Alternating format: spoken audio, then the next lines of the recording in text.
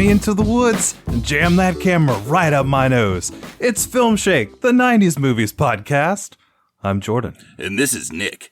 And this is episode 83. We're still covering 1999 movies. And today we have our punishment movie, Bats, and our main topic, The Blair Witch Project. So, Nick, last time on the pod, we had an epic feud that almost ended in the dissolution of the show. What will happen here? You bastard, I'm not talking to you. You're not. That's why we're here. Yes, we've had two straight episodes of us just getting in knockdown, drag-out arguments where one of us gave a movie a 10 out of 10 and the other person did not do that or come close to doing that. Come on. I gave it a 3 out of 5. That's not terrible. I said things I liked about The Sixth Sense. Anyway, I'm very curious how we'll both feel about our main topic here. But first, we must talk about a really dumb 1999 horror movie, Bats.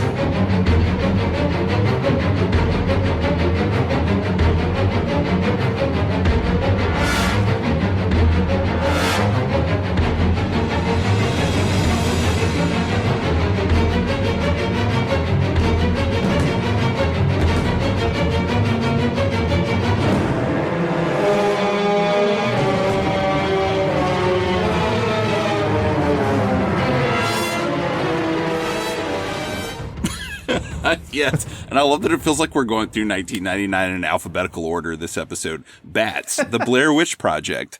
Right. The Bats Witch Project. The Bats Witch. Combine these two movies. Someone will do it someday. Okay.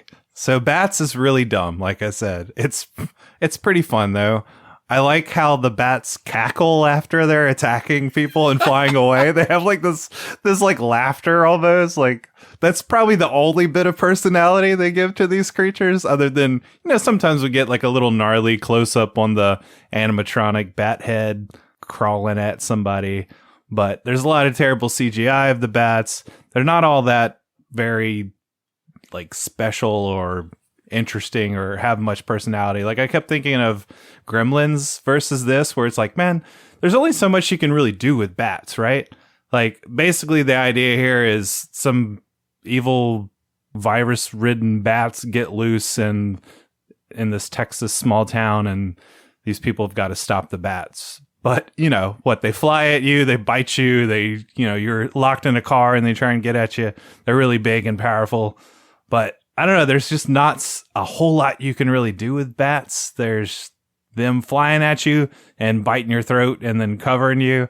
And then the camera just goes crazy and is like shaky for 90% of this movie. I don't know what the cameraman was doing or why they edited this so wild. I guess to cover up the fact that, there's just like a floppy fake puppet bat on this person. We need to make it look really intense. But what I love about this movie, because it is very dumb, but it's also a very loving love letter to 1950s creature features like Ants, Jordan, movies like that. And by that token, I think it succeeds wildly. Like, not really a very good movie at all, but it is a lot of fun. And it's real stupid. It's real stupid, and it knows it's stupid. And it enjoys that fact about itself. So I enjoyed it too. I enjoyed it. I thought it was fun. It was a nice callback to a lot of creature features from that time. I thought Lou Diamond Phillips was just way above his pay grade here. Like he was really getting into it. Like he was really dramatic as this Texas sheriff. And I don't know, I just admired how dedicated he seemed to this role. Like he was just taking it seriously. But it's just like, come on, man, you're too good for this. But he was really good at it. I thought he did a good job as the sheriff. I thought, what was the actress? Dinah Meyer, who's the scientist lady. She did a decent job as like, she's just kind of a generic female scientist, but she gets to kind of turn badass toward the ending. They're wading through the bat guano, just pretty fun. You've got Bob Gunton here giving his usual old bad guy performance. And it's very similar to other things we've seen him in. We've talked about him in Broken Arrow, and there's even a mine shaft explosion in this movie. So that's a good connection there. Lou Diamond Phillips said he was channeling his father in this film. I bought the DVD for this for $2.99, Jordan, from the local Second and Charles store. And it was in perfect condition, mint condition, had the booklet and everything. And there aren't a ton of DVD extras. There are awesome interactive menus where a bat flies straight at you, Jordan. I bet you. They're so rad. It was probably the same CG they used in the movie for those menus. It pretty much was. And Lou Diamond Phillips just seems like he's having fun. He doesn't, if you look at the behind the scenes extras, no one is really taking this very seriously, but they are having a good time and trying to at least make the movie as fun as they can. So the whole cigar chomping thing that he does throughout this movie, he said he was just playing his dad almost exactly to a T. And then Dina Meyer, she's gorgeous. She looks great in this movie. She looks even better than she did in Starship Troopers. She doesn't get in the shower with anybody in this movie, but she does get showered by bats, and she looks great even when she's walking through 10 feet of guano, Jordan. Yeah, I mean, she's got that tank top on at some point and the cargo pants, and she's ready to kick ass. Yeah, even though she's just like a bat scientist. Right. Like a true 90s heroine. She starts off wearing a jacket, and then she's like, get this thing off me. Oh, yeah, I gotta take off this jacket to, she fills the hole of the ticket taker booth when she's hiding in the ticket taker. Is like, oh yeah, you just gotta happen to take off your jacket so the bats can't get in. But we know what you're really doing, movie. Right. Show us some skin. And then Bob Gunton, most famously the warden from The Shawshank Redemption, just hamming it up so badly here, but badly as in goodly. He's a mad scientist here, just a total mad scientist. He created these bats in a lab. He was supposed to create them for the U.S. government. He did it with the U.S. government to create the ultimate weapons. But of course, for him, it's personal because he believes these bats are essentially God, but also that he is these bats' God. And his death scene is amazing because after he turns on everyone and is just like, the bats will go wild on all of you. They are God. And then he goes outside with the bats and is like, they love me. They worship me. And then they just murder him. It's magnificent. Rip his throat out. Is he like the Oliver Platt from Lake Placid who worships the crocodiles? He's like the bat guy here in the same respect, but he's really evil. I guess so, but Oliver Platt I kind of found annoying in Lake Placid. Yeah. I like Bob Gunton hamming it up. Yeah. Even in the extras, he's just like lusting after Dina Meyer and talking about how hot she is and that's amazing. Talking about how much fun it is to have rubber bats everywhere. He was having a good old time on this set. Apparently. That's good. I'm glad everybody had fun making this. I mean, you've got Leon, who's playing the techie token black guy, which I noticed he also was in Baps from 1997 as himself. So, Baps, bats, maybe there's a connection there. Right. And if you don't know who Leon is, if you've seen Cool Runnings, he's not so serious here. He was kind of the straight man in that movie. In this movie, he's just like, I love bats from 100 miles away, so I like to study them, but only from 100 miles away. His comic relief in this is so over the top. It's like every chance they can get, they throw him in there. It's like, oh, hell no, those bats ain't get me, or whatever. It's just like, it's very stereotypical, like token black guy stuff for late 90s. But I mean, it's fun. Like he does a good job. But it's very forced. The comedic relief is just like pounded on. And he's wearing a shirt with a bat on it the whole movie, which I thought was like really a bat skeleton or something. Yeah. Oh man. And you also have Carlos, I don't know how to say this guy's name. I'm just going to say Jacket because his last name is Jacott.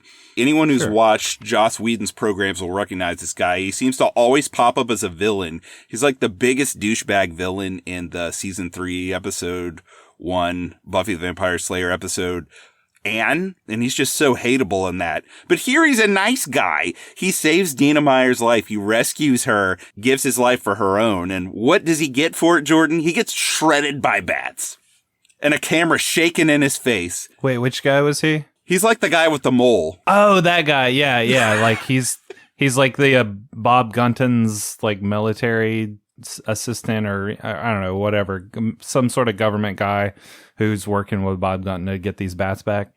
Right. He's like a little sweetheart in this movie. And there's the town gets attacked scene, which is like straight out of a 50s B movie where the bats attack this small Americana rural Texas town. And of course, there's like a main street and a downtown and a movie theater that's showing Nosferatu. And then Dina Meyer hides in the ticket taker booth and the bats attack it. That's when she jams her jacket in the ticket taker hole. And then that gets busted up by a car. There's some gnarly explosions I'm sure you loved. And that's when Carlos has to go try to save her from the bats. And he does, but he dies. I love the bats attacking people in cars and then them crashing the cars and the cars exploding. I thought they missed an opportunity. They didn't show Nosferatu like on the silver screen with bats like coming through the screen or something stupid like that. That would have been great. I do think it's really funny though, where like earlier in the movie, there's a scene where the bats are covering one of the sheriff cars with Lou Diamond and Dinah Meyer. And then like the deputy drives up and he doesn't even fire his gun. He just raises his gun like out the window and all the bats look at him. They're like, oh no, we got to fly away. But in this town massacre, there's dudes like shooting off bat faces with shotguns and, you know, there's like gunfire and the bats are killing everybody. It's like that scene made no sense. Why are the bats just going to fly away all of a sudden? Because this movie is dumb. But really fun. I like how hands off the military is. They're just like, yeah, you guys do what you got to do. You got 48 hours, but we don't want to know anything about it. And like, there's so many scenes where I'm like, why don't y'all just argue science with them? Like, if y'all blow up this mine shaft, all these bats are going to scatter and infect the whole bat population in the world and we'll all be screwed. But they're like, no, like, we're not even like they just said no, you only have 48 hours and then we're gonna blow up this mine shaft. I'm like, okay, y'all didn't try and argue your point. Like, no, we've only got 48 hours. They won't listen to us. It's just the damn military. Yeah. And this movie is directed by Louis Morneau, who is just famous for doing B movies. He did Joyride 2 and Carnosaur 2. But I think it's important to point out this movie was written by John David Logan, who is the writer of Gladiator, The Aviator, Sweeney Todd, Skyfall. All those movies came later, it sounds like. So maybe that guy, you know, cut his teeth on bats. He did Gladiator the year after this. Well, there you go. Pretty amazing. Little prep. Little bats. Prep. That's right. I think that the things that are needed for like a good B movie are all here. You got dumb monsters, fun practical effects for them, really bad CGI for them, a bunch of explosions, a pretty heroine, cigar chomping hero. Again, I need to reiterate, lots of explosions. What'd you think about the end, Jordan, where they just blow everything up? I did like that. They blew up the mine shaft. That was great. They trapped all the bats and they froze all the bats. So you got a little fire and ice there. That was nice. The bat guano, and you know, there's the rush to get out before the military blows up everything. Again, the military just being super dumb and them not communicating. It's like, okay. But yeah, I thought it was fun. Yeah, that's about all I got for bats. At the end, there's a little coda where it seems like one of the bats is going to wiggle through the ground and get away for Bats 2, which they eventually did make. But instead, they run it over with their car by accident. I did like that. I was like, oh, they're setting up the sequel because they kept saying, are you sure that's the only entrance and exit to the mine shaft? And he's like, oh, yeah, of course. And then we see the bat get out from behind the mine shaft. They run over its head. I thought that was great. Yeah. I loved it. In light of some of the other 90s creature features we've covered, I'm mainly just thinking of Mosquito that we covered on our Frighteners episode. And people, if you haven't watched Mosquito, go watch that. It'd be a great twofer with bats, actually. But would you say you like Bats more or less? I think Bats is an objectively better movie. There's a certain competence here, even with all the crazy shaky cam, that Mosquito definitely, for as much fun as it has, there's definitely a sense of ineptness where it feels perfect on USA Up All Night, which is where I first viewed that movie. But if I saw Bats on USA Up All Night, I'd be like, wait, this feels like something that was actually at the movie theater for a little while. Because it had like a $5 million budget and it made $30 million. So 6 times its budget, Jordan. It was a little hit. What about this versus Arachnophobia? That's probably more competent than this, I would argue. Yeah, Arachnophobia is probably a little bit better than this is. Oh, I should say, too, I watched the trailer, which is on the DVD, and there's no footage from the movie in the trailer. It's incredible. What? They show the moon and the bats flying over the moon, which is a brief, like 2-second shot in the movie that I think is from the movie, and that's it. It's just someone saying, bats, they're real scary, and sometimes they can be deadly. Stay away from the bats. Watch what you do at night, 'cause bats are coming in this year's Bats coming this year. Bats. And that's it. That's the whole preview. See, the amount of times you just said bats quoting that trailer reminds me of the amount of times they say bats in this movie, which is like every 5 seconds. Which is like, what's happening? Bats. What? Bats? That's right. Bats. It's just like, okay, guys, we get it. This movie's fucking called Bats. There's gonna be a lot of bats. All right. No, but you were talking about the competency too. It made me think of the shaky cam, and not only the shaky cam, but there's so many random like POV shots and stretched out looking shots that I didn't even know what I was looking at. Sometimes it honestly looked like they lost some of the widescreen footage and then randomly stretched out pieces from like a TV version to fill in the gaps. I was like, is that supposed to be the POV of the bat? But then sometimes the bat POV is like red tinted. And then sometimes it's just like not a POV, but the film looks all stretched out and weird. I'm like, I don't know what the hell y'all are doing when y'all are editing this movie. But yeah, there's some competency questions there, my friend. That is true. And I wonder if that's because they had that PG version of this for TV or for VHS. And then I think the theatrical version of this was PG-13. And I kind of wonder if when they restored the R-rated footage, they're like, crap, this isn't pan and scan. We got to stretch it out. Because there are a few shots where it's like, the film is stretched. What is happening? Oh, wait. So I think the version I watched was PG-13. Is there an R-rated version? Yes, sir. I texted you about that. I said, watch the rated R version, Jordan. You said there's a PG version. Don't watch that. Oh, I remember. I should have gave more detail. I remember pausing it and checking the text and being like, wait a minute, let me make sure. But I wonder, if there's like creepier, gorier stuff I would have dug if I would have watched the rated R version. I failed you, my friend. Yes. So was it PG-13 or rated R? They edited it down on VHS to PG. I think the theatrical version was PG-13. The DVD is the R-rated cut. And it's advertised as such if you look at the case that I have, which I guess I'll post to Twitter or something. Yeah. It says director's R-rated version. Oh, man. Which I don't think there's that much more, Jordan. There's just more blood. Like, especially when they show the bodies in the morgue, they like get all up in their guts and it's real like nasty and yucky. I did see a good bit of that, so I don't know. Yeah, it's like a few more shots of that and a few more shots of blood spurting when bats bite people in the neck. There's like some good blood sprays. I looked at the comparison, so it's not a ton, but there is more gross stuff that you miss there. Man, I'm sorry. I should have stressed that you need to watch the R-rated version. That's the director's vision. That's the director's vision for bats that I missed out on. You missed out on Morneau's vision. Well, you know what else I missed out on, Nick? Wait, the scores, Jordan. The scores for this movie. Damn it. But that was such a good segue. Damn it. It was. But I did ask you 4 minutes ago what your score for this was. Okay. And you were like, I'll get to that. And you didn't. And I don't know. You know what? I'm going to leave all this in the episode because both of us are always pissed at ourselves when we go back and listen to the episode and we're like, I'll tell you what, there was one thing about this movie that gave me a literal heart attack. I'm not lying. I was in the hospital for a week. I'll get to that story later. And then we don't. Right. We don't do it. No, score for this movie, I don't know, like 2.5 out of 5. That's pretty close to where I am. I'll go a little higher just because I watched so many 50s B movies with my dad growing up that I have a lot of endearment for that genre. So it's a 6 out of 10 for me. Just a little smidgen better than you. Yeah.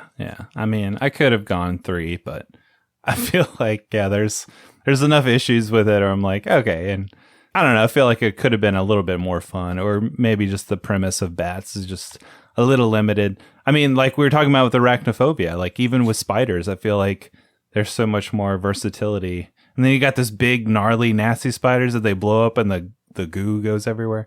Anyway, but yeah, 2.5 out of 5. Bats.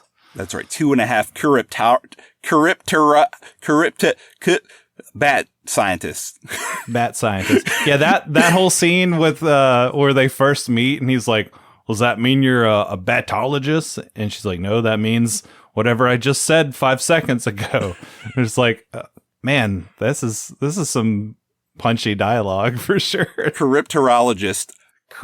Yeah. That whole scene was just super awkward between them. It's like, all right. Yeah, the last bit of trivia that I should put out into the world is Bats was supposed to be far more comedic originally, and they wanted to make it a little bit more of a thriller and a little bit more of an action movie. So originally there was a lot more humor, and they cut it all. I want the funny version of this, Jordan.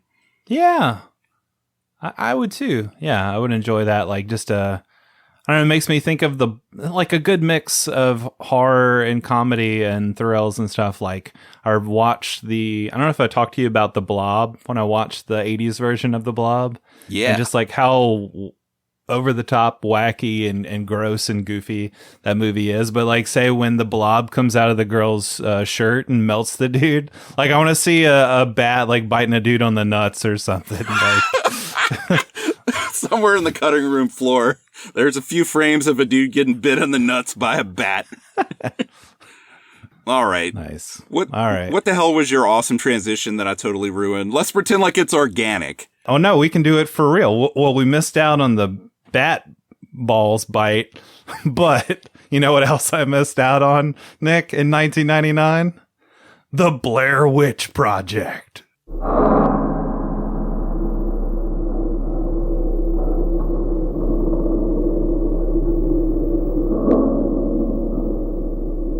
The search of the 3 missing Montgomery College students continues in Frederick County tonight. 10 days and thousands of man-hours have been unable to produce any clues. We have a few leads, a few other options we want to take advantage of, and just try to put together some pieces to this puzzle. Do you believe the occult may be involved in the disappearance of your son?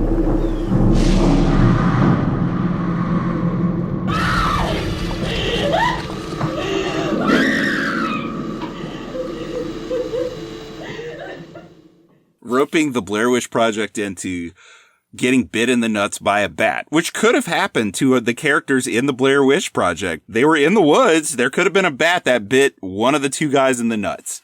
That's true. And then they could have gotten rabies. There was 20 hours of this movie shot. So. But yes, I had never seen this movie. There's a lot of obvious notoriety and hype about it over the years. Never saw it. I don't know. I've just never been that interested in found footage. Watching this movie, I think I realized this might be the only found footage movie I've ever sat through, Nick. No way. I'm pretty sure. I've seen so many. You have this is the only one? Like Paranormal Activity is one of the big ones, right? Never seen it. That's weird. I'm pretty sure because I put this on like not really knowing what to expect, hoping to like it honestly because, you know, how historic it is, and I know how divisive it is as well. But I was like putting it on, it's like, wow, this is weird. This is a found footage movie. I don't think I've ever watched one. But Nick, let me tell you, never seen this, but I have gotten lost in the woods before. You did? I did. Where? In my dad's backyard. No, but let me say, my dad has a backyard that is then a bunch of woods, like after, you know, a clearing or whatever. So when I was like 10 or 11, we went into these woods hoping to find this creek. It was like me, my stepbrother, and I think his cousin. And so we're walking through the woods for hours. We get lost. We weren't in there days. There was no witch or murder man or anything, but we did get lost in the woods. And at one point, this girl who was like super annoying, just like whining the whole time we were in there, she gets her hair stuck in a bramble bush or something. And I mean, not just like stuck, it was just like all the way in this bush. It's going to take like hours to get her free. We're going to like cut her hair or something. And she's just like whining and nasty. And my stepbrother was kind of a douche. So I was just like, you know what, guys? See you later. And I just like took off on my own and left them in the woods. I was like, I've had enough. It's like one of the characters in this movie, like, I hate you guys. So I went and like wandered off, and then the Coca-Cola factory, like on Airline? Yes. So I finally wandered out of the woods, and like across the road was Airline and that Coca-Cola factory. So that Coca-Cola big logo and bright light was like my saving grace. Like, oh, Coca-Cola, I'm back to civilization. That's a bad part of town now, Jordan. Coca-Cola moved out of there. It's just an empty factory now. Well, yeah, my dad still lives in that neck of the woods, so literally speaking. No, they've broken down all those woods, and like the Struma Baptist Church is taking it all over. Classic Baton Rouge. They broke all the woods down, and it's gone. Yep. I miss the 90s, Jordan. Yeah, that's my getting lost in the woods story. And then I made a short film based on that experience.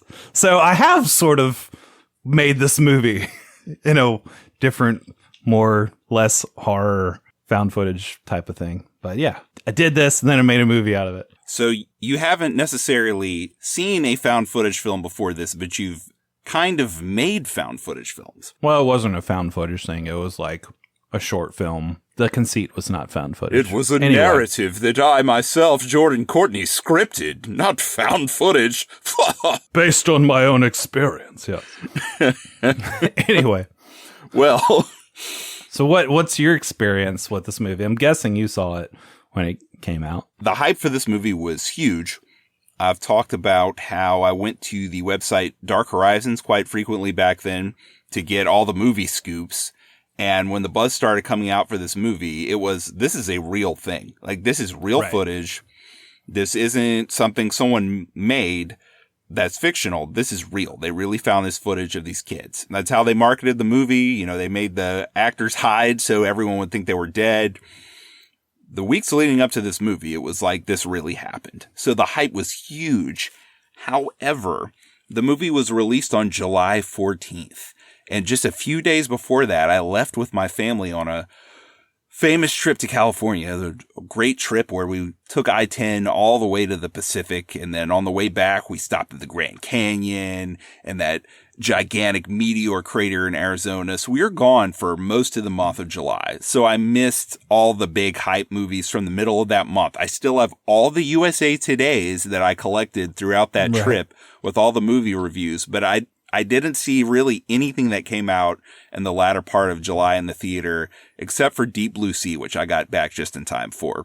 So I missed this in the theater, but as soon as it came out on home video, I rented it. And the problem was I missed seeing it when the hype was at its greatest. By the time it was out on video, everyone knew this was fake, that this wasn't a real thing. And you knew it was fake by the time you watched it? Yes. I mean, I loved the hype building up to it. It was a blast. That was a movie unto itself.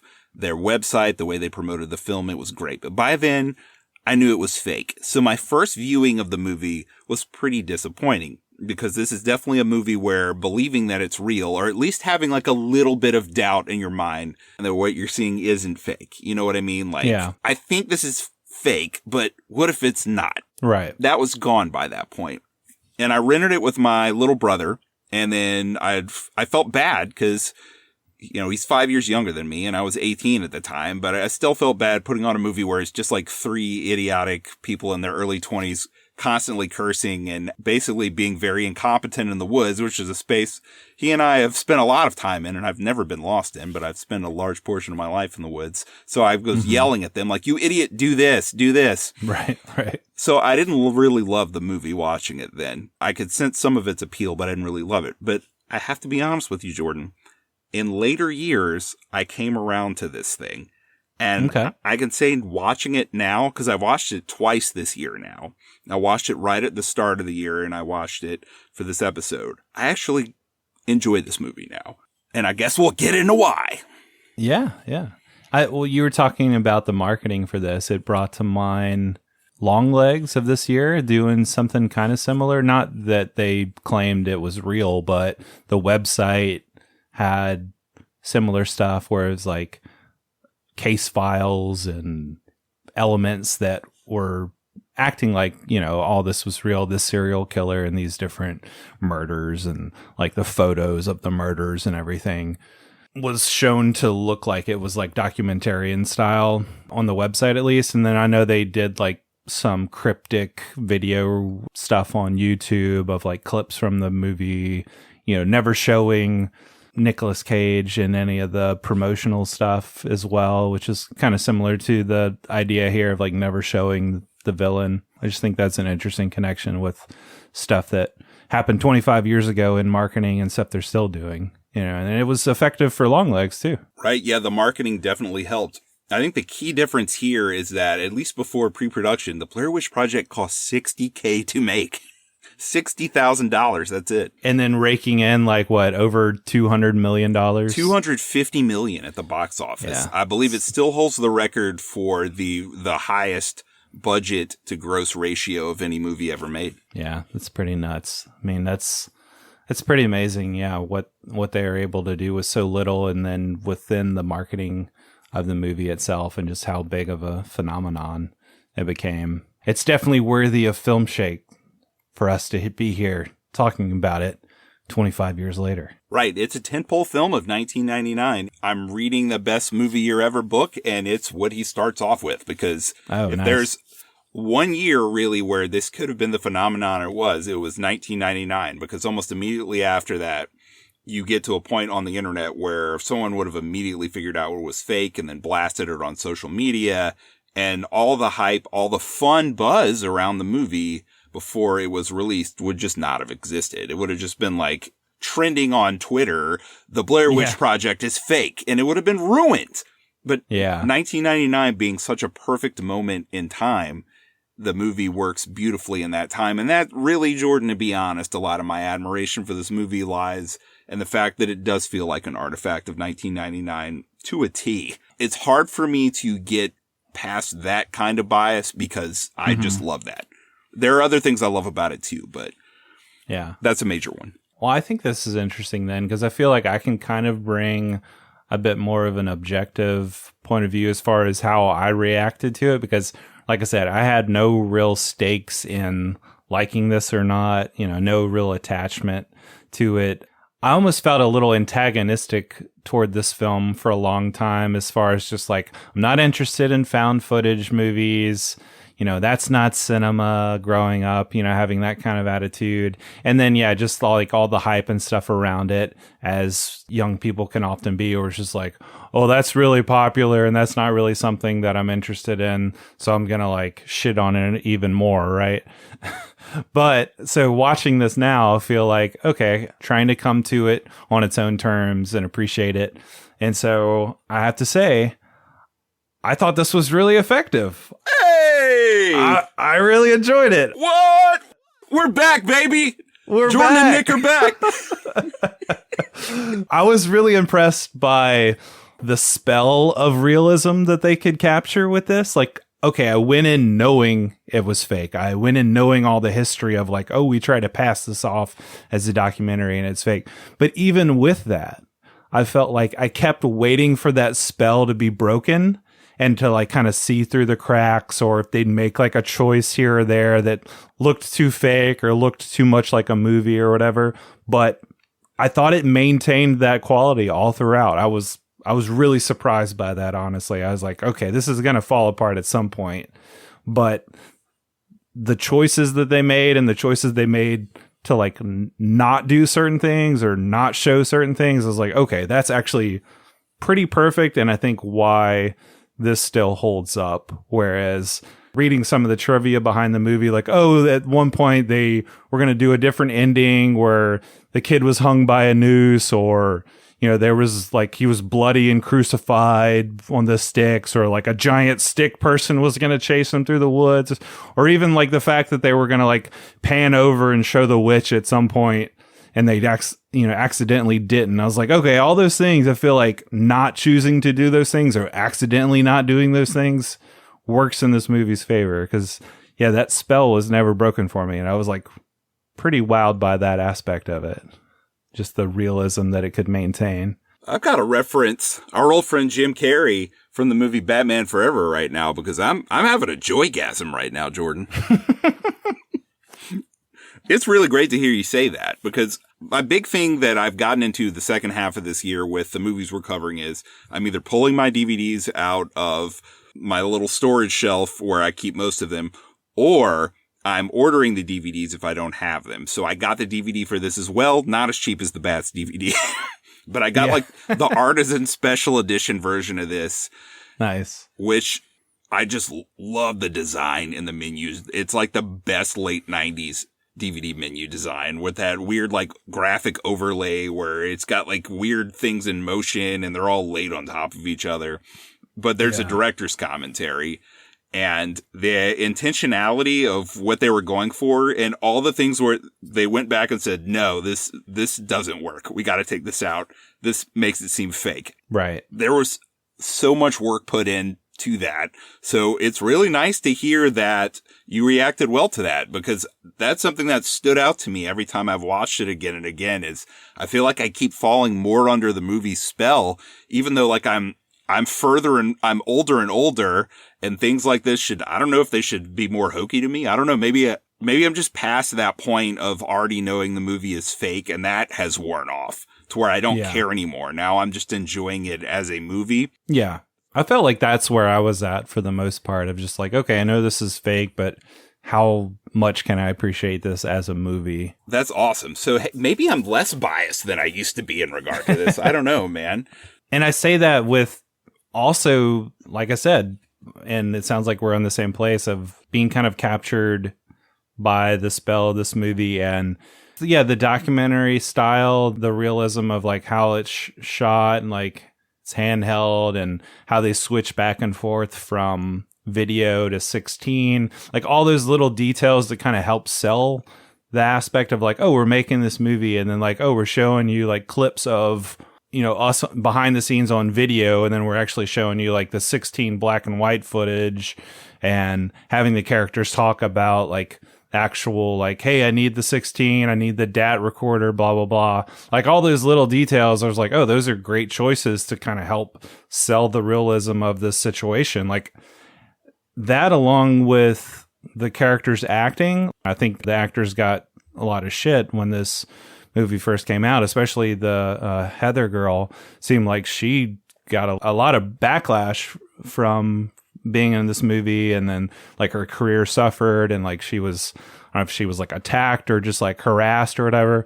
But I think even the Razzies that year like nominated them for worst actor or whatever. I don't see it, man, because again, like these characters are improvising and acting this whole time, but I was waiting for that to peek through, but I never saw that. I never saw the acting come through. It all felt real to me, and I was really shocked by that. That's awesome. I think her character is supposed to come off as someone who is arrogant and full of herself. They purposely had her be as pompous as possible early in the movie when she's doing her narrations in the town of Burkittsville, and she's essentially slowly humbled throughout the film to where when she gives her famous speech at the end where the camera's up her nose, you know, and it's total darkness except for a portion of her face, that moment is earned because she's been so arrogant and she's puffed herself up so much, and it's not her fault that there actually is a witch in the woods that murders all of them.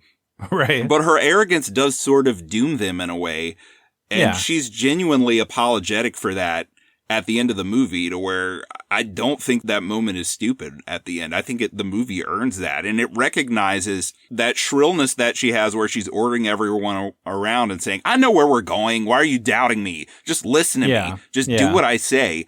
Yeah, that would be annoying if the movie never calls her out on that, but it does. And there's a payoff. Yeah, I agree. I agree with all that. I think all that was purposeful. Those choices to, along with the realism, like presenting these characters as kind of unlikable or have, flawed in many ways, where they're bickering, she's arrogant, like insisting on going certain ways, doing certain things, insisting she's right and knows what she's doing. Josh and Mike just both kind of berating her at times, and Mike losing the map or, throwing the map away purposefully.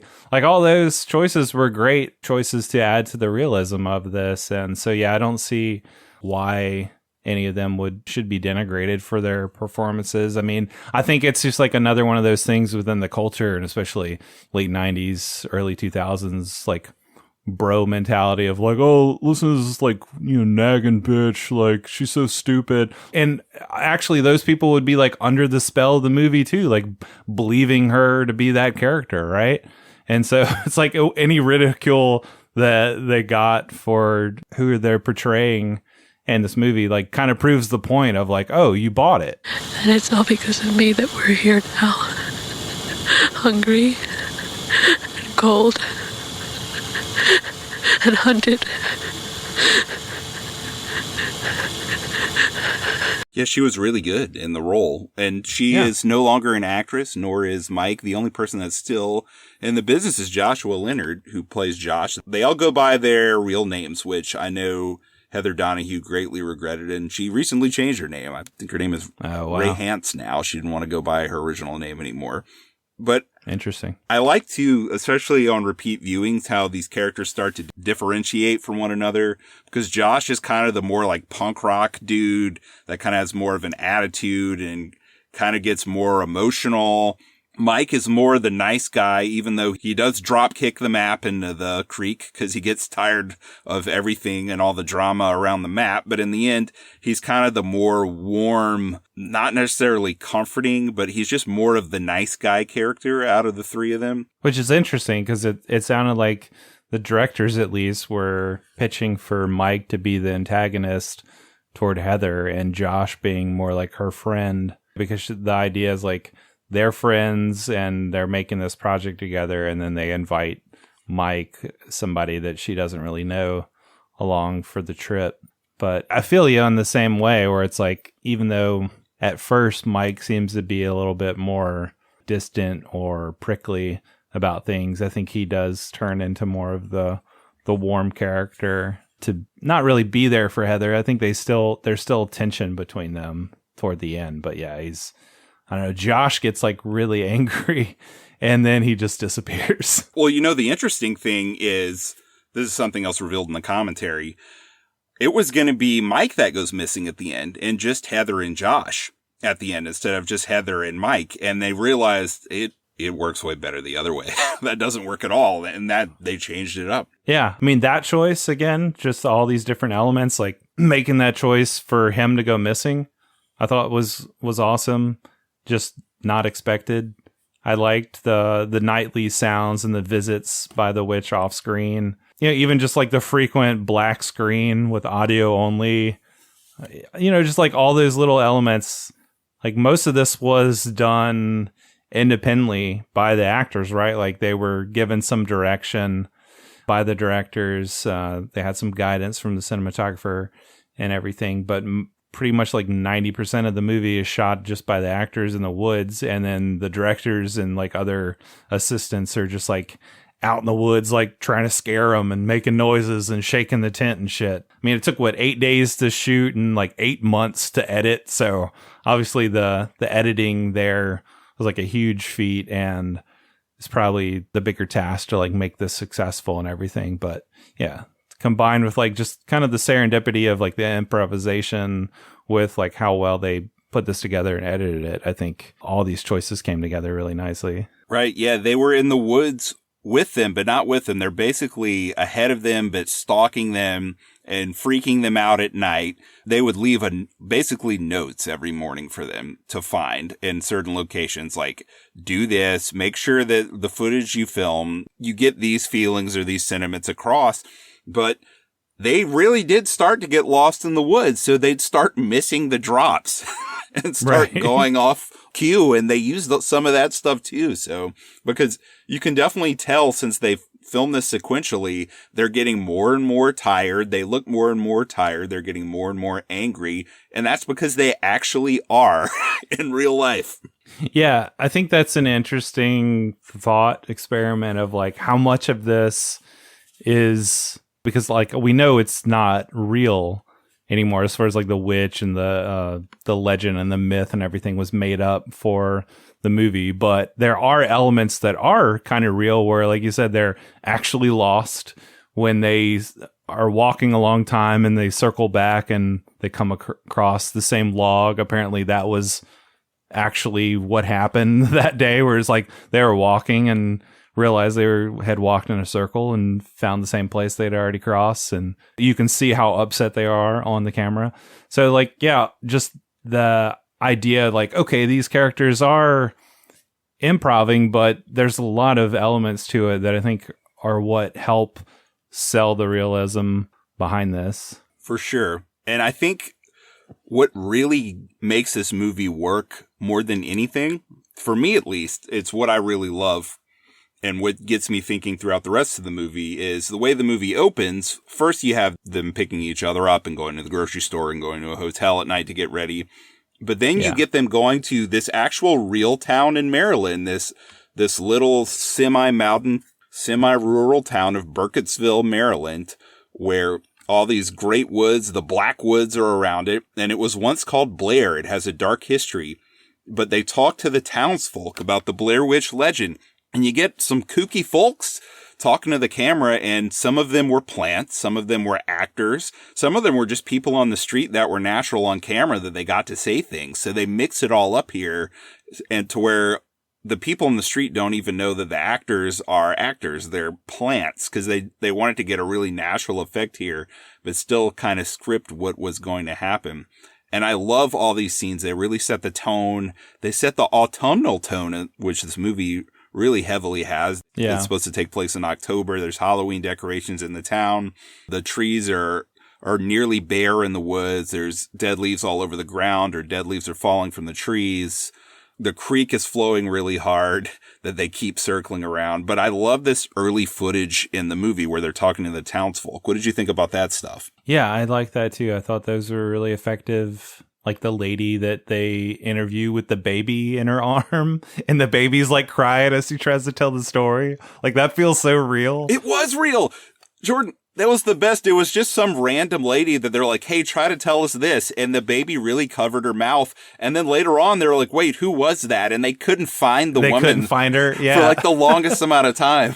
Right. So she just kind of like made up a lot of that stuff like on the spot. Yeah, and the baby improv covering her mouth. Every time she starts talking about the witch, the baby starts covering her mouth. That's awesome. Yeah, I thought that was cool. I feel like the most important interview aspect is the story they get. Is it from the two guys that are talking about Rustin Parr and how he like took the kids in the basement and made one face the corner while he murdered the other? That's right. Yeah, you get one where it was like a seasoned actor that they got, this older man that tells them the story about Rustin Parr. That's another thing that makes this movie work, is they worked really hard on the lore. The lore for this was really heavy, and that's how they even got the actors to think that this was based on a real legend too. When they were filming this, they didn't think the witch was real, right?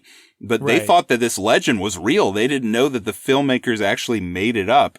So there's a huge backstory for all of this stuff. Well, yeah, and I think that goes into the conversation about like their acting and the realism of them being in the situation where they're actually lost and stuff. But for them to think, okay, this legend is real, it puts some seed of doubt in their mind of like, what if we do go out here and it's haunted and there's like weird shit going on, you know? So I think the fact that those actors like at least believed that the legend was a thing probably helped with the improv. Yeah, for sure. I think it helped a lot too. And the lore aspect, this is kind of unfortunate for the episode. I really have started to get more heavily into like collecting stuff based around the lore of this that they did, because there's I didn't realize there was a comic book with like 3 short stories of past Burkittsville or Blair town events that are in the comic book as like 3 short stories. I found the limited edition of it. There's a regular edition that's just the movie cover, but there's one where it glows in the dark. It's got the famous symbol that they start finding all through the woods on it, and then the little kid handprints that they start finding everywhere. Yeah. There's a soundtrack that was made for the movie called Josh's Mix, which is supposed to be the CD that was in Josh's car whenever they parked. That ended up being in his car forever since they never reappear. That has like all this underground music on it. So I got that. Nice. I guess I'm going to have to review that stuff on an experiment whenever the episode comes out, because it's all shipping to my house right now. I was so enthusiastic about that. That's cool. Was there any like recognizable bands on that mix? So you have like Public Image Limited. We both know who that is. You got Skinny Puppy, Bauhaus. You got Afghan Wigs, Typo Negative. I love Typo Negative. A lot of really cool stuff on there. And those are like the more well-known bands. There's a bunch of stuff in here I don't recognize that I'm eager to look at. Do you know what the song was when I think he's like picking her up, or they're in the car at some point and it's like the one time you hear a song? Yeah, it's some little band called the Diggin' Lilies, and the song's called Riggers, Rigors. And in the commentary, they're talking about how great Diggin' Lily's website was at the time. And I think they recorded the commentary 25 years ago, so I don't think Diggin' Lily still has a website, but they might still have one. Probably not. It's not on the soundtrack, but it is a fun song. Yeah, I kind of dig that little song. Goes up, falls down, and fate comes back around. Some days I can't see the pain through my bliss. I dig you, I hate you, no intent to disgrace you. There's a million lies on my lips. I read the words and search for meaning. Search the words and try to believe. Reach for ways to find new meaning. Read the word and eat the words that say somebody's gonna pull you from this hole. Somebody's got to pull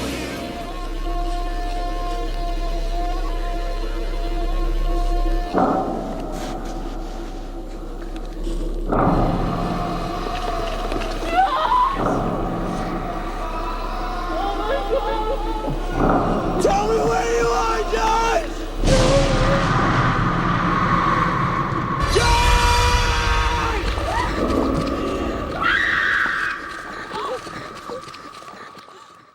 Well, speaking of the lore, let me ask you this. So we do hear this interviews and the lore behind, okay, there's a witch that lives in these woods.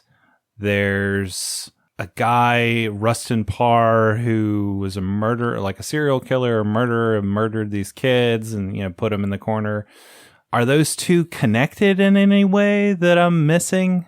The witch is one thing and the Rustin Parr serial killer guy is another thing. So what Rustin Parr says is a woman spoke to him in the woods and told him to do these things. Oh, was that in the film? Did they say that? It's in the film, yes. Okay. It is in the film. Missed that part. The fact that he would kill two kids at a time, he'd have one stand in the corner and stare at the wall because he couldn't stand them looking at him while he did that. And that comes back later in the movie.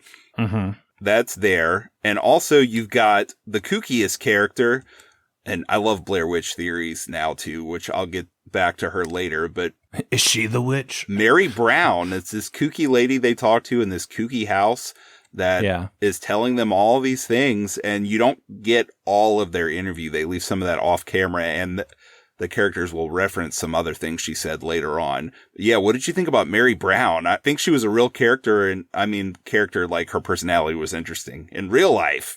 But what did you think about her? She was wild. Yeah, she was out of focus because the guy shooting, Josh shooting 16 was not good at filming yet. So most of her interviews out of focus. Yeah, she's real kooky. I think it's all in black and white, right? With the 16.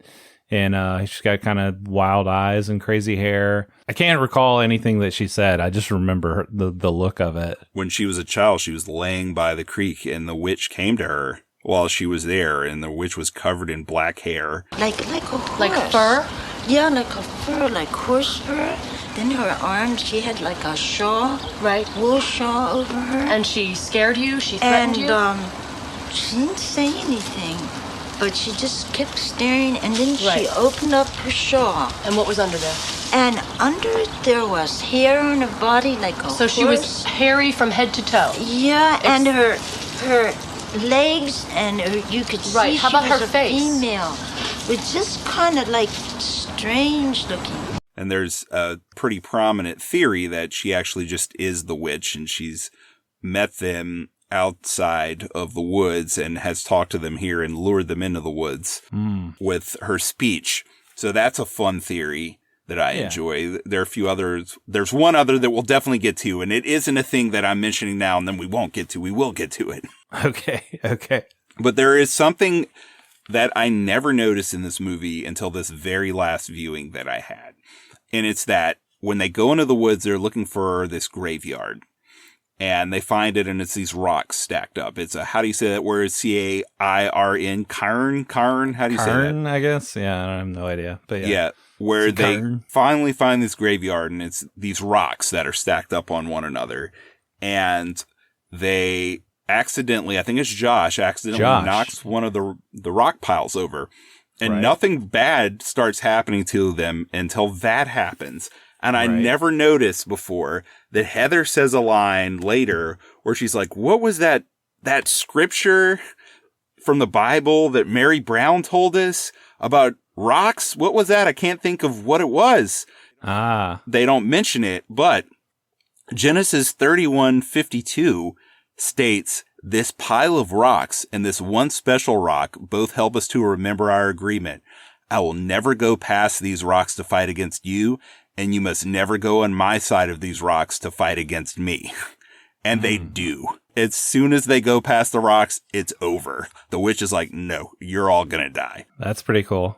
See, I kind of wish there was, well, I don't know. Like, how do you feel about that? Do you wish that was more explicit in the movie itself?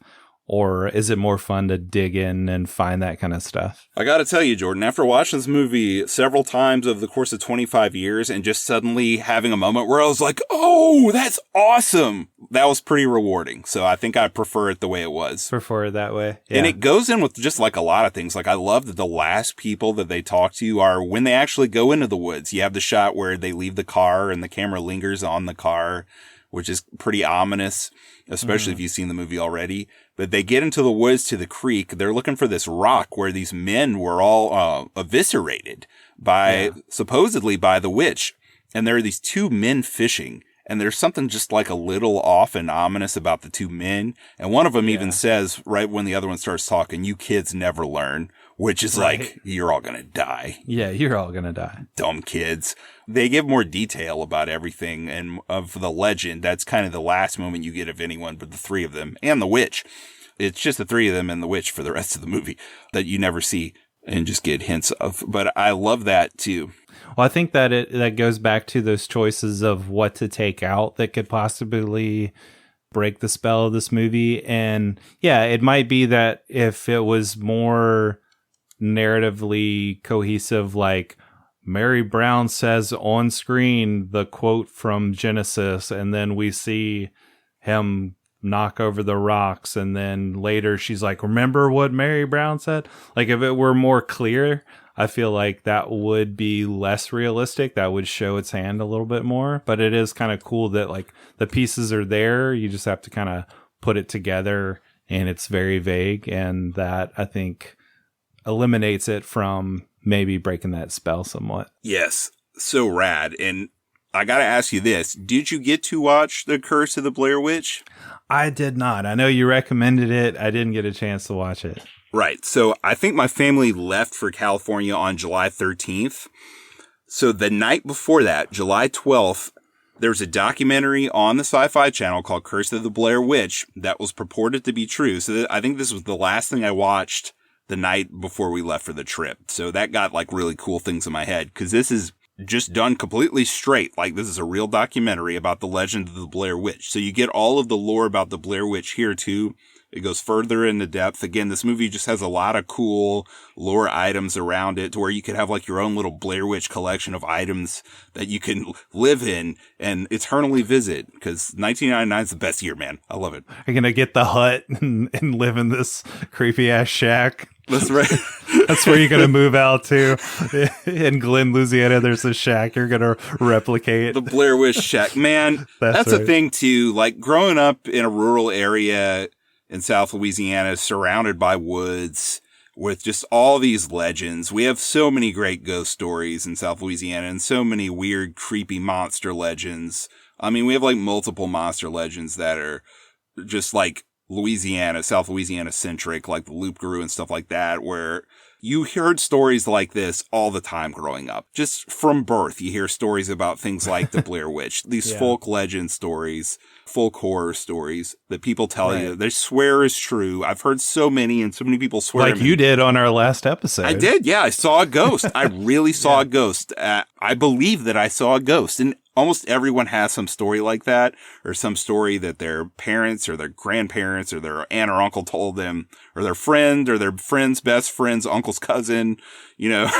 But do you think that helps like sell this for you? Like it's just kind of within your wheelhouse growing up with all that? I think so too. And again, I think the time period is just perfect, because that's before you could like YouTube and be like, man, I didn't see any videos of that on YouTube. It's not real, you know? Right. It's just a better time to live, in my opinion, especially for your imagination. It's a much better time for your imagination. Yeah, I loved all that stuff growing up. It was total magic. You know, there's always some woods where someone would point and say, I hear at night they do blood sacrifices there, like all the time. You know, not that I think blood sacrifices are cool, but just like having that fear is good. Like, I feel like everyone wants to just stamp that out of everything. Yeah. Even like with The Sixth Sense, right? I feel like if people showed that movie to their kids now, they'd be like, look, I don't want you to freak out. So look, he was dead the whole time. Okay. Bruce Willis, he really dies on this part. So I don't want you to be freaked out at the end. I don't want to scare you. And it's like, what are we doing? You need a healthy amount of fear in your life to make you a well-rounded individual.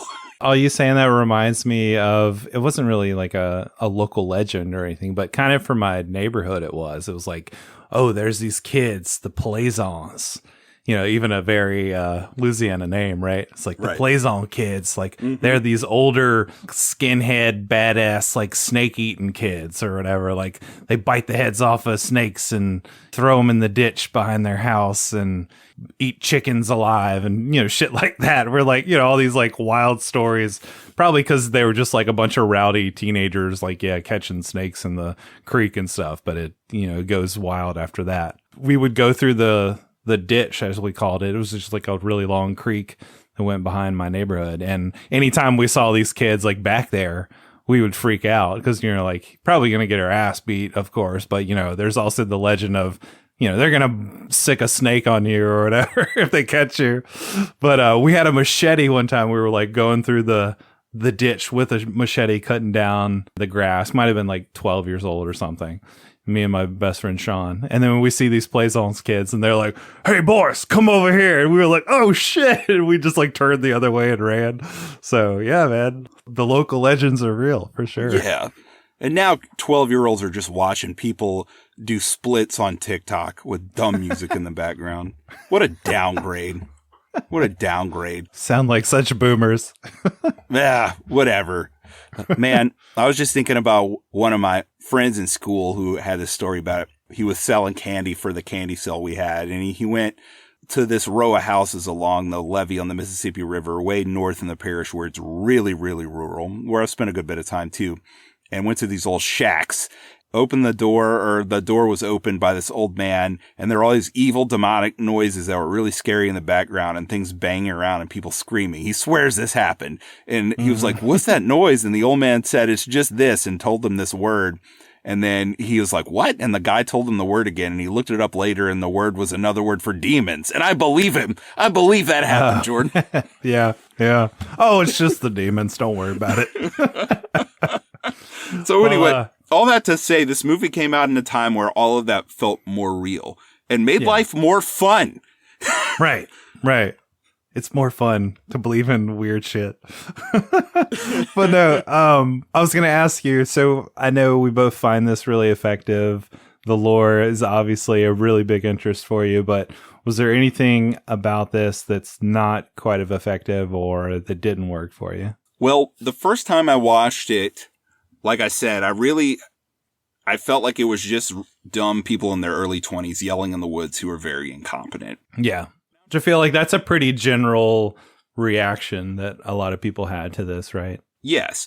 But when you watch the movie more, you realize, like, wait, they really have been going in the right direction. But once they cross this witch now, she controls these woods. And the reason that they seem so incompetent is because literally if they keep going south, they'll never get anywhere. They'll just stay where they are. They'll just go in a circle if they go in the same direction because a supernatural entity is affecting their actions. And then I remember thinking there's a part where one of the characters, and they even joke around about this in the director's commentary, that they always cough when they watch the movie with their parents on this part so they won't hear. But there's a part where the Mike character yells, "F you, God!" And I thought the first time I watched it, man, that's really stupid because there hasn't really been a religious aspect to this movie. And this guy, if he had been like praying the whole time and then like nothing good happened, okay, I could see them building up to that, but that's kind of dumb. But then like going back and watching the movie multiple times, like, okay, there actually is like a religious element there to where there's like a scriptural basis for what's happening to them almost. Not that what's happening to them is like scriptural or biblical, but there was a scriptural reference as to what they did wrong to bring all this doom upon themselves. So even that works a little better for me here. So I can't believe I'm saying this because my original thought was, I don't see how this will ever get any better. You don't see the witch ever in the movie, even at the end. It's just found footage of them in the woods. How's this ever going to get better on repeat viewings? But if you can give in to what the movie is doing and just say like, I know this is found footage and it's fake, but it is a movie and I just want to judge it on a movie merit, not on, I mean, this is like the big thing with any movie. Like, okay, I know what the movie's not now, but what is it? And I feel like what it is pretty darn good. As you're saying that, and we're going to get to our movie connection at some point here, but with The Sixth Sense and this, there is a bit of a connection, right? Where people could have seen this thinking it was real. And then, especially, I mean, I feel like if you watch it through the credits, you can see like, oh, this was a movie production. Like, yeah, this wasn't real. But yeah, like people could, apparently people didn't get that from the credits. They still went out into the woods and went to Burkittsville and tried to find the witch and everything. But I don't know, there's an interesting connection there where it's like, oh, along with the twist of The Sixth Sense and people like, you know, finding that out and then rewatching that. And then same thing here. It's like thinking it's real at first and then realizing it's not and then rewatching it. So I feel like that's an interesting comparison, especially for two movies that came out like really close to each other. Yeah, I think Sixth Sense came out not too long after this. It was a little less than a month after this. Let's see, the release date for this was, I said it already, it was July 14th. And what do we say the Sixth Sense was? August 6th. So this was still at the movie theater. Sixth Sense was really the movie that kind of dethroned it from the top of the box office. It had already started falling, but then Sixth Sense started raking in the cash. I think I would argue here that like, even though this movie was marketed that way and that helped get people to it and sell the audience to like come and watch it, I don't feel like the movie itself necessarily relies on that idea of like, you know, oh, you have to believe that this was an actual documentary. Like, I feel like I can watch it knowing it's fake, but still enjoy it and even appreciate like how realistic it comes across, you know? And so I know you're a big Sixth Sense lover, 10 out of 10. We had our big fight and we're back on good ground here, but I would argue this film might be a little bit more successful, at least for me, in that it doesn't rely on that twist or that, like that whole turn of like, it's a real deal, but oh wait, no, it's fake.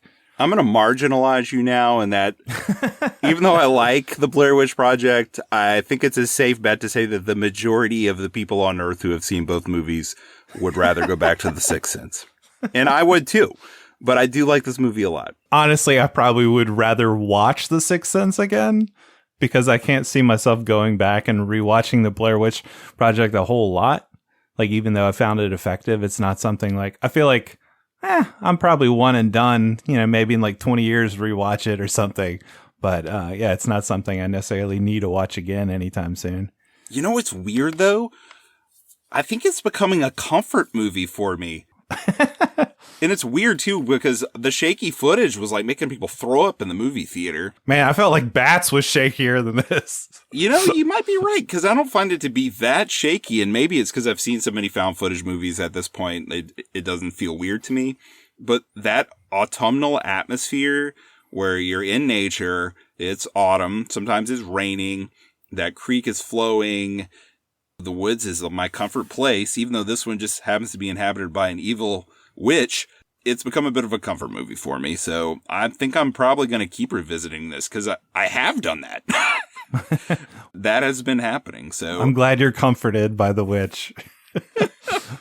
No, I asked you if you thought anything was not effective or always effective or that didn't work. And then I didn't ask you that because I'm a dick. But hey, Jordan, was there anything that you didn't find effective about this? No, I mean, I felt like, okay, so these are things that I do kind of dig about this movie with like the stones and the twigs and stuff.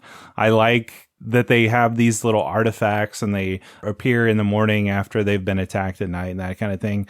I did feel like this was maybe the one element that was maybe eking into me having to suspend my disbelief a little bit because it's like, obviously low budget. It's like, okay, we can just put some stones here and then have the actors react, or put some twigs here and have the actors react. And I know like some of the parodies and like a lot of the shit that this movie got was like, oh, you never see the witch. It's just a bunch of sticks and stuff, So like maybe that was creeping into my brain.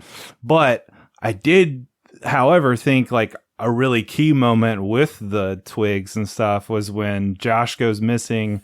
And then later they find that little, the twigs like wrapped up into like this little bundle and they open it up, or at least Heather opens it up with Mike not finding out that, there's blood and teeth and like a tongue and all this stuff in there. And that apparently it was like real teeth that they got from a dentist and all this stuff. I thought that looked really great. And again, really realistic, like totally selling that moment. And, she's obviously very upset and crying and freaked out by it. So that is in the end still effective, even though like parts of that were like, oh, okay, I guess I've, we got to suspend our disbelief here. These twigs and these rocks are showing up or whatever. And it's obviously low budget. Like, okay, that's something really easy to do to say, oh, the witch showed up and look at the twigs on the ground now.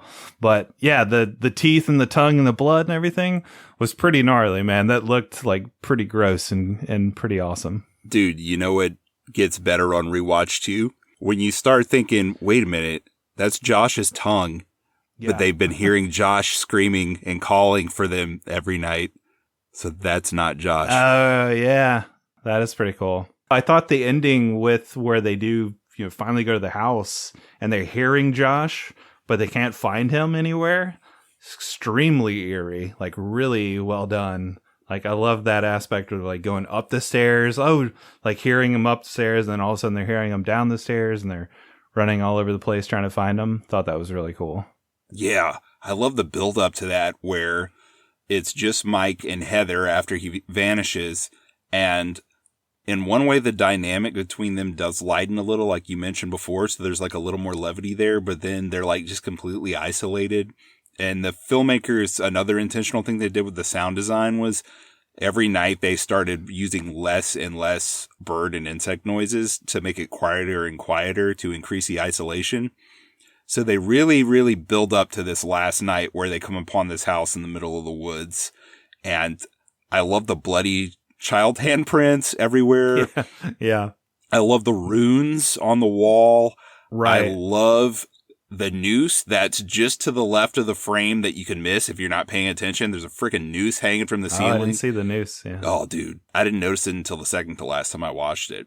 And apparently some of the filmmakers didn't even realize it was there. And they're like, whoa, there's a noose there. That's cool that we got that on camera. The creepy mantle, and then even with the sound design, Mike goes upstairs and all of a sudden you get like this creepy like wind rushing noise that like shouldn't be there. That's real freaky. And then you get the last image of the movie. You're with Heather now because Mike has been taken out, and it's Mike standing in the corner staring at the wall, just like the Rustin Parr story from earlier in the movie. And this is where you can let your mind run wild, because is it Josh? Is he the murderer? Is it been him that has lost his mind in the woods and has been tormenting the two of them to a high degree, to where now it's him who's murdering them at the end of the film in this house? It could be. He might have told Mike to stand against the wall to repeat the legend that he heard earlier in the movie because he's lost his mind. I like that theory. I much prefer to think that there really is a Blair Witch and that she is making this happen. But right, because who's making the twig sculptures and stuff before Josh disappears? Well, that's the thing. So Josh, when he vanishes, they don't hear anything. He's just gone, right? Well, yeah. If you go with the theory that he's the one doing all this, then he's more experienced in the woods than he let on, and he's also competent enough to quietly get out of the tent as he did there when he went missing. So it could have been him sneaking out at night and doing that. The whole time? The whole time, yeah. Yeah. It could have been. It could have been. But again, like, I like the idea that it is actually the witch doing that, because you do have things like the children's voices, the creepy kid voices outside the tent in the earlier nights scaring them. So that's just a theory. Same thing with the theory that it's Mary Brown is the witch the whole time. I kind of like the idea that the witch is just this thing in the woods. And she doesn't always bother everybody, but they mess with her rocks, so she's pissed. Well, and I thought it was interesting that Josh is the one that knocks over the rocks, and then later his pack is marked with the slime or whatever, and then he's the one that goes missing. So it's like, oh, well, like, you're the one that screwed up, you're the one that's going to be taken, and then the other two just happen upon the house, and like, okay, well, you've invaded the sacred spot, so you must die. Right, exactly. And the witch stole his tongue and used his voice, so it's like he's like the most desecrated out of anybody. Right. But I love the detail, too, that then they go missing without a trace, and then just a different little film crew of film students later found all their tapes, like, stuffed under a different house in there, and there's never a trace of them that's ever found. Yeah, I love the ending with Mike standing in the corner, alluding back to what they heard earlier. I was like, that's awesome. That's a baller choice at the very end of this, where I was expecting the whole spell to be broken and them to make like, you see the witch or, something like over the top happens or whatever. But such a small little detail of like, oh, he's just standing in a corner, but how like eerie and fucked up that is, like knowing the history. And then I don't know, it's just like creepy to begin with because you're in a basement and it's like video camera footage, and then she gets knocked out and it's like, man, and then it just ends like that's it. I was like, okay, I love that. I know not everybody was satisfied with that choice and not showing the witch and cooler stuff not happening or whatever, but I thought that was great. Like that, I thought that was perfect. Man, when I went back to school that fall for my senior year, my English teacher, who was also the head football coach of the school, he couldn't stop talking about that ending, man. He loved that last shot. He would talk, He would stop class and start talking about Blair. He had like the serial killers cassette tape collection, which back then, if you wanted to learn about a topic, you could get books on tape on it. He had like the collection on serial killers. Perfectly normal back. Well, we'd be like, Coach, hurry up and get to the end of the lecture so you can tell us about a new serial killer, which unfortunately I heard about Albert Fish from him. I wish I could have unhear that stuff. But one time he just started talking about Blair Witch because he was so psyched about the ending. He was like, what do y'all think was happening? Do you think like he was possessed? Or do you think like he was dead already? He was like going into his ideas. And I was like, man, that's cool that like this movie has not only been such a big phenomenon this summer, but now it's affecting my classes this fall for my senior year. So that's cool. Do you have other theories that you want to spout here? Those are the big two. I'm sure if I watch the movie again, or the next time I watch it, maybe something else will come to me, because it's fun to do that. Do you? Well, not theories, but just kind of questions of first time watching it. I'm like, okay. And I had missed the element of Rustin Parr being told by the witch to kill the kids. So I was like, okay, so there's a witch haunting them in the woods, but okay, with him standing in the corner at the end, and them being knocked out, is that Rustin Parr killing them, or like somebody else, doing the same thing? Jordan, I like where you're going there, because I don't think it would be Rustin Parr, since he did that in 1941. And the movie's supposed to take place in the mid-90s, but it could be Josh's body without a tongue that the witch has been speaking through in the woods and yelling at them, and the witch is now compelling him to murder both of them and I guess kill himself afterward.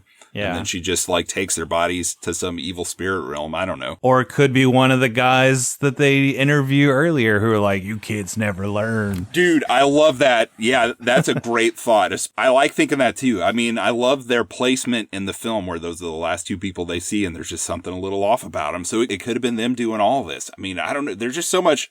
I love when movies leave things up to your imagination, Jordan, if they're structured well enough. You can't do that if you don't structure your film well. But if you do, it's amazing. It's the best. Yeah, I love it. I love ambiguity at the end of a movie where you can just brainstorm all the different possibilities. That's really fun. Yeah, for sure. Now that you've watched this found footage movie, Jordan, there are so many other ones that are good. I feel like you got to watch at least a couple of them. Okay. All right. So we just did The Sixth Sense. Your boy Shyamalan, I'm just kidding. He did a found footage film when he started his comeback. He had his big period when he opened up with The Sixth Sense and Unbreakable and Signs. And then, he started having diminishing returns. He had The Village. And then all of a sudden he went through his bad period. The Village. I was a Village defender. So The Village, it's more divisive, but it's still generally well regarded, right? Yeah. I mean, production values, for sure. It looks incredible. Top notch. Yeah, it looks great. But then he went through this down period, and then he had this kind of comeback in the mid 2010s where he did Split. But before Split, he did The Visit from 2015, and it's a found footage horror movie. Shyamalan did one, and this was his comeback because it's a really well-made found footage film about these two kids who go stay with their grandparents, and something is just really messed up there, and they start seeing all this really messed up stuff.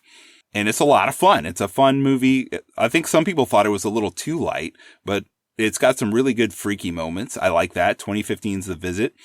But Jordan, if you want to go back, the 2000s have some great ones. You got Cloverfield from 2008, directed by Matt Reeves. Yeah, he just recently did The Batman. That one's fun. That one's got a giant monster rampaging through New York with found footage. You mentioned Paranormal Activity later, and footage from this episode, I'm saying footage, even though we're audio, because I'm just getting full douche with this. But earlier you talked about Paranormal Activity, and footage from this episode, I guess I'm going to keep in the episode. If I cut it, Jordan mentioned Paranormal Activity earlier, and that he didn't see it. From 2009, directed by Oren Peli. That's a good one, Jordan. That one is very effective. It was a huge phenomenon at the time. Spielberg really pumped it up and influenced the ending of the movie. And it's about a possession in a house. Jordan, I saw this movie in the movie theater just a few months before my son was born. People were freaking out during this movie. There's one part that was so messed up. I think we'll be okay now. This one lady took her shoe off and threw it at her. No, it wasn't her shoe. Was it her shoe? Damn it, it was her shoe or her purse. She took it off and threw it at her boyfriend, her significant other, and said, oh, hell no, and left and never came back. And he stayed. Why she throw, I'm upset that you brought me to this movie? Oh, hell no. Yeah, because that movie scared the crap out of a lot of people. There's some really effective scares there. Yeah, see, I mean, possession stuff, I've still never watched The Exorcist. I'm just, I'm a little weary of demonic shit like that.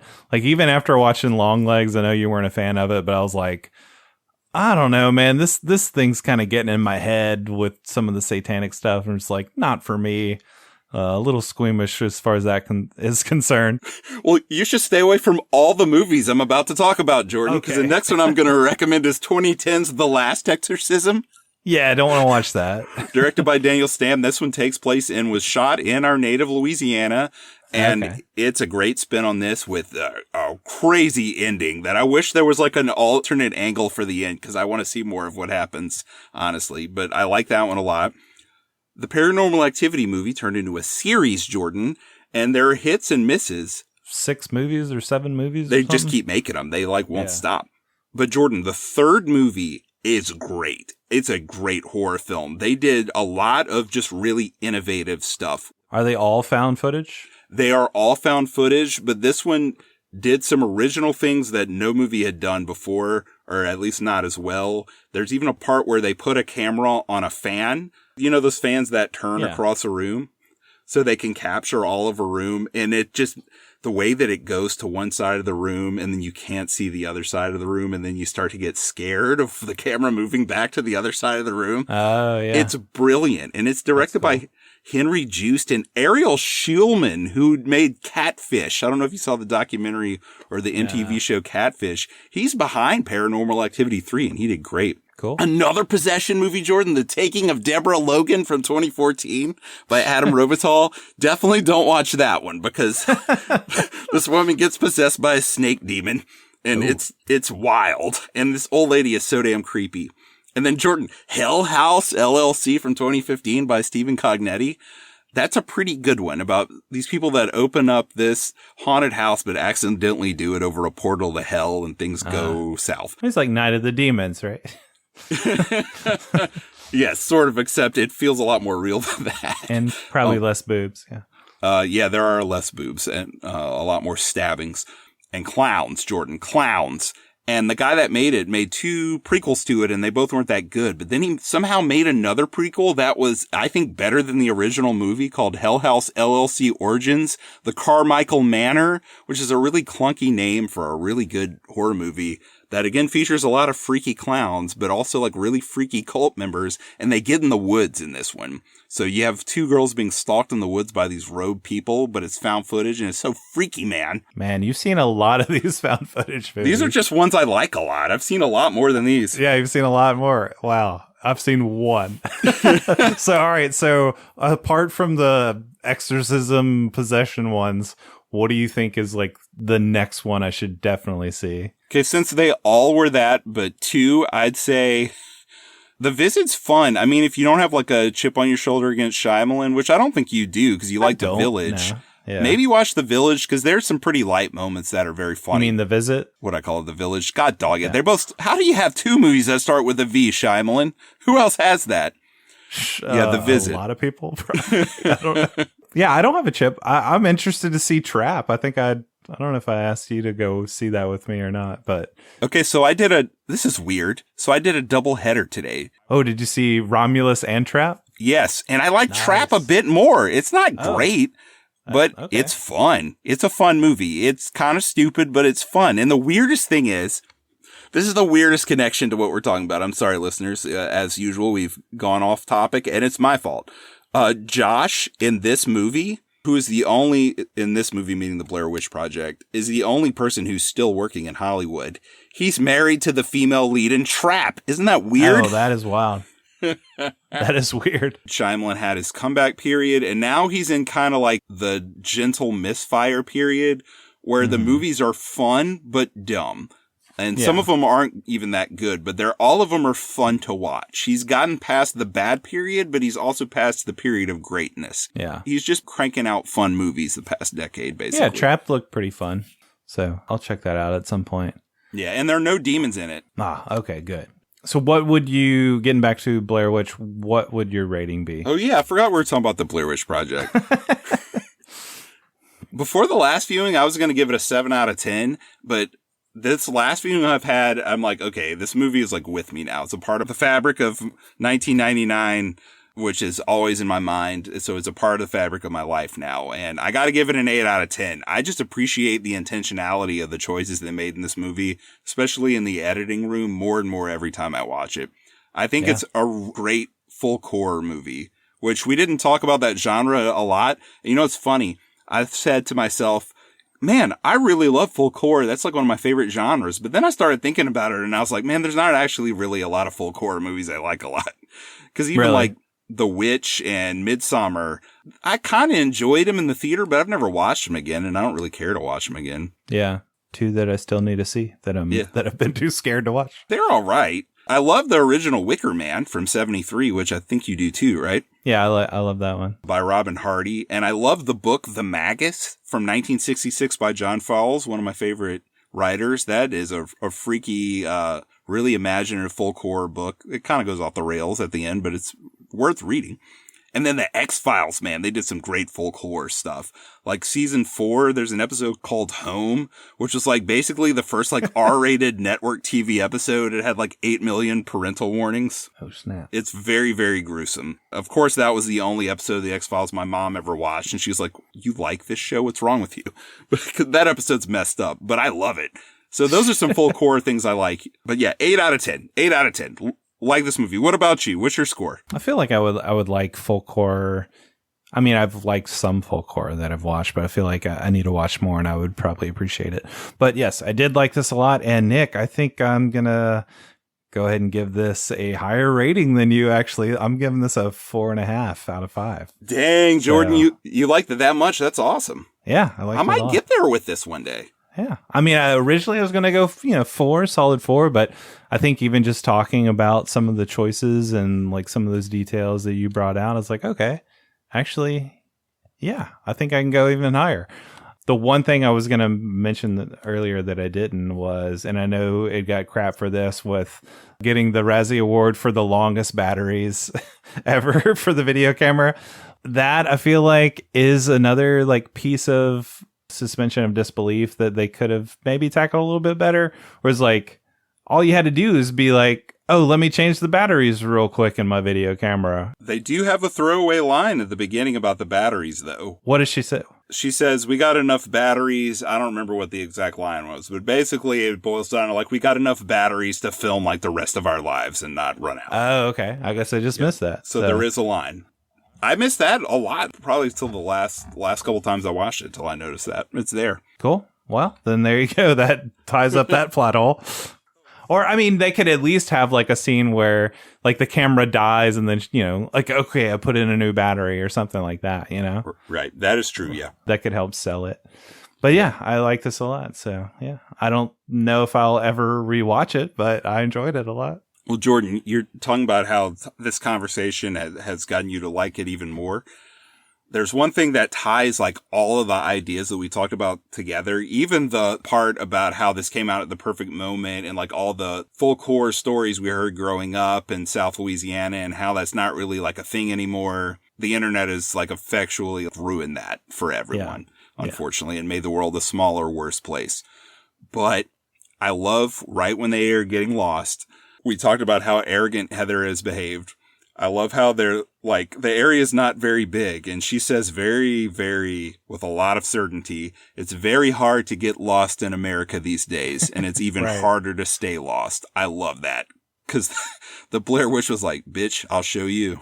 Right. It's not the 2000s yet. You can still get lost in America. That's right. You dumb bitch. We de-evolved into the people you were talking about earlier. That dumb bitch, Heather. The dumb bitch, she got lost in the woods. All I saw was sticks for 2 hours. A bunch of bundles of sticks. Dude, whenever they made the stick bundles, there's a part in the commentary where they said sometimes they were like, oh, this one's too good. This looks too professional, like a film crew made this. We got to make it look cruder. Yeah, that's cool. At least they put in that thought, They did. They thought about so much. It's crazy. Well, movie connection time, Nick. How would you connect this with your beloved Sixth Sense? Man, I didn't do my homework on this. All I can say was they were out in the movie theater at the same time. They're both horror. They do both deal with sort of folk horror elements where the Sixth Sense, you have all these rules about ghosts that come into play in the movie. Even the fact that animals can see or sense ghosts.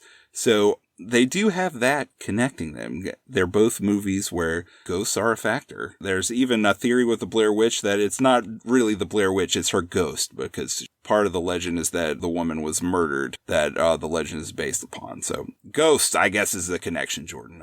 Ghosts. I'm sorry. I know you have something better. Let me know what it is. All right, here we go. We had to talk about the Oracle of Bacon, or the 6 Degrees of Bacon, last time when we covered Stir of Echoes. So bringing it back here, connecting Bruce Willis from The Sixth Sense to Heather Donahue. So Bruce Willis was in Sin City, A Dame to Kill For, with Christopher Lloyd, who was in The Big Time with Heather Donahue. I don't even know what that movie is. The Big Time. This is from 2002. It's like a TV movie she was in. about 1940s Manhattan. I don't know. It looks terrible. But yeah, that's how you connect those two. You can also connect them through Boys and Girls, which is a comedy romance with Freddie Prinze. Oh, so this is an actual movie. Here we go. So Bruce Willis was in North with Brian Anthony, who was in Boys and Girls with Heather Donahue. And how many parodies have we seen of the Blair Witch Project over the years? I feel like that's notable in our movie connection here. I know they made a porno based on it. I never saw that, just for the record, but I think it was like the Blair Witch Project was the porno version. Were you aware of this? Are we still recording? I think so. The Blair Witch. I'm just waiting for you to say the thing, man. Oh, are you ready for a trivia battle? Is that what you're waiting for? I'm looking into these parodies, man. Okay, the Blair Bitch Project was one. The Bogus Witch Project. The Scooby-Doo Project. The symbol is not the little stick. It's like a dog in the sticks, like for the Scooby-Doo Project. That's pretty funny. Okay, anyway. Nick, are you ready for the trivia battle? Hold it! Pop quiz, hot shot. I think I am. All right, good, because I don't have any questions, so hit me. Are you serious? I'm serious. All right. We're going to play it like this. If I get 3 right, I win. I don't want to go for all 5. I'm never going to do that. I wrote 4, Jordan. Okay. I wrote 4 questions. 3 out of 4. That's decent. That should give me the prize, right? Yeah, let's say that. 3 out of 4 and you win. All right. And some of these are easy. I think they're all easy. I mean, I know the answers to all of these, Jordan. And let's just say it's your pick next time, and it's your punishment movie pick either way. So you can either punish yourself or you can punish me. Those are the stakes here. All right. Well, Jordan, can you guess what the topic of my questions is? Lou Diamond Phillips trivia? Yes, it is. Nice. How did you know that? I don't know. I just was like, okay, there's nobody in Blair Witch notable to discuss trivia about. Bats has got to be an option. Lou Diamond Phillips is the most notable there. There you go. That's our trivia for the day. That's right. All right, let's get the show on the road, Jordan, because you slacked on the end of writing questions, but I've slacked on something else that we'll get to in a minute. All right. Picking a movie? Here's the easiest question. The easiest question of all. Lou Diamond Phillips stars in both Young Guns films as Jose Chavez y Chavez. Which one of these has Charlie Sheen, and which one has Christian Slater? Oh, Charlie Sheen is in Young Guns 1. Christian Slater is in Young Guns 2. Ding ding, 1 of 4 correct. Just watched those 2 movies like a month ago. That was my throw you a bone question. Oh, nice. These are all easy. I think you're going to get 3 out of 4. All right. All right. Lou Diamond Phillips stars in 1996's Courage Under Fire as Staff Sergeant Chavez y Chavez. No, I'm just kidding. I was like, wait, what? His Staff Sergeant John Monfries. Yeah. Okay. He's Filipino, actually. Anyway, who directed the film? Is it A. Edward Zwick, B. Rob Reiner, C. Henry Golden, or D. Terrence Bradshaw? Was it Edward Zwick? It is. Nice. I made up both Henry Golden and Terrence Bradshaw, so I was going to make fun of you if you guessed one of those. You dumbass. Those aren't even real. All right, I think you came to the theater to see this with me in 2003, so this feels like a gimme. All right, Lou Diamond Phillips plays cross-dresser Wanda in 2003's Hollywood Homicide, who played the main character police partners. I don't think I went to the theater to see this. It might have just been me and my brother. I don't remember this movie. A. Russell Crowe and Ryan Gosling, B. Harrison Ford and Josh Hartnett, C. Bruce Willis and Tracy Morgan, or D. Bruce Willis and Justin Long? I don't know. I have a guess, but I feel like it's going to be wrong. Just guess. There's like nothing on the line. Just guess, damn it. Was it Bruce Willis and Tracy Morgan? No. Oh, they were in Cop Out together. It's Harrison Ford and Josh Hart. Damn it. That was my first thought. I was going to go with that, and then a second guessed it. Why didn't you? I don't know. That's a weird movie. It's like kind of funny because it plays into Harrison Ford's like grumpiness. Yeah. On one level, it's enjoyable, but it just always feels like it could be better. And then it ends. And it's like, that was all right, I guess. I totally had that in my mind. Couldn't remember if Hartnett was in Hollywood Homicide. Yeah, so that was the clue there, as I mentioned Trap earlier, which he stars in as a serial killer. He's really good. Hollywood Homicide, yeah, weird. Harrison Ford had a bad 2000s. You know, he was riding high all through the late 70s, the 80s, and the 90s, and then it was over. Kind of a bummer. I feel really bad that I just missed that one. I feel like the record should show that I knew that was true. No, you missed it, but you got one more chance to get 3 out of 4. I've got one more chance to get 3 out of 4. All right, this is the hardest question, but I believe in you. Who composed the score for Bats, the movie we just covered? Who? Was it A. Graham Revell? Graham Revell. Correct. Ding, ding, ding. Hell yeah. 3 out of 4. All right, so Jordan, I need some help right now. Here's the deal. You don't have a punishment movie? Well, first of all, let's talk about my main movie, Jordan. All right. So I scheduled out my movies at the start of the year, and a couple times you picked my movie, and then I filled in with something else.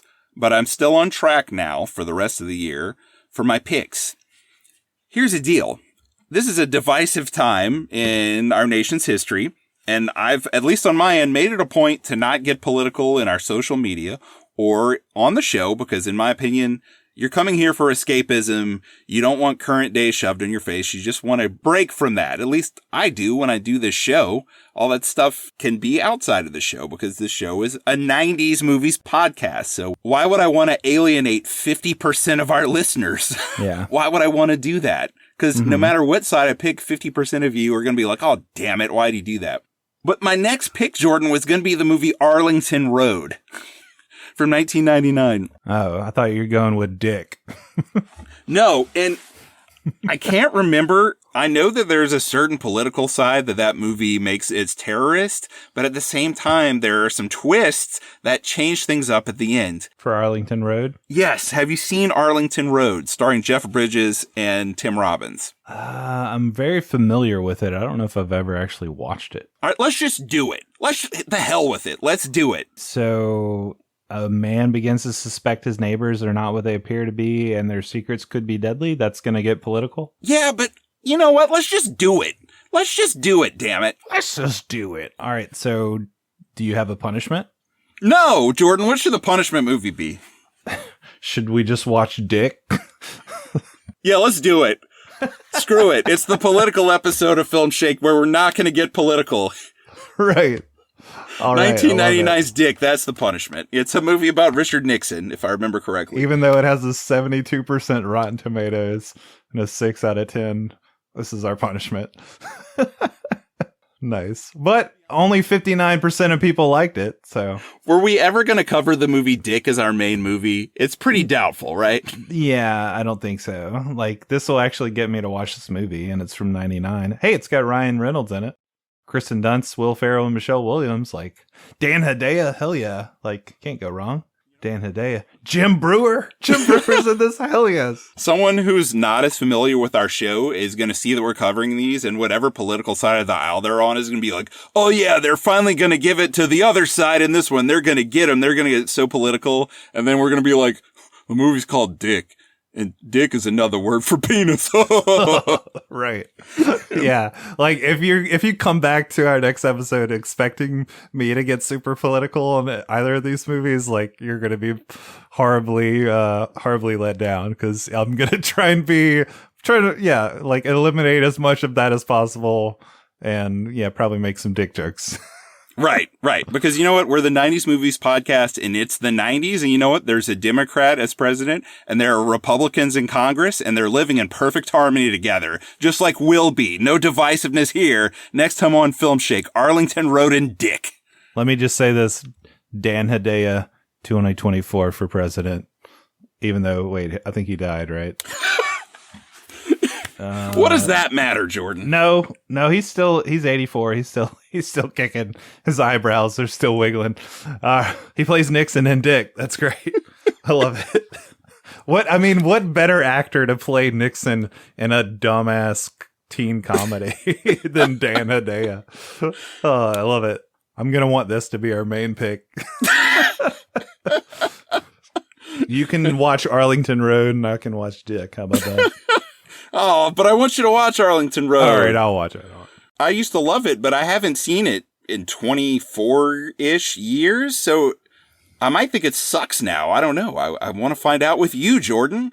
Yeah, I don't think I ever saw this, Nick. So these are going to be 2 blind spots for me I get to fill in, so that's nice. I'm so excited right now, Jordan. I am pumped. Let's do it. USA! USA! All right, man. Well, thanks everybody for listening. Enjoyed talking about Blair Witch and bats. Go watch some stupid creature feature movies and found footage stuff. All those movies Nick recommended. I'm going to watch maybe one of those, plus Arlington Road and Dick next time on Filmshake. So check out our Patreon, patreon.com/Filmshake if you want bonus episodes. For $3 a month, you can get new episodes that you don't get on the main feed. You can also sign up for $5 a month and get movie request episodes where you can punish us, or at least Nick, to watch whatever you want him to watch, and he'll come back and give you a special episode just for you. So check that out. Support the show that way and have some fun. And you can email us at filmshakepodcast@gmail.com. Find us on Twitter at 90s Movies Pod, or on Facebook. Just search Filmshake Podcast. But as always, we'll catch you next time for more Filmshake. Take it easy.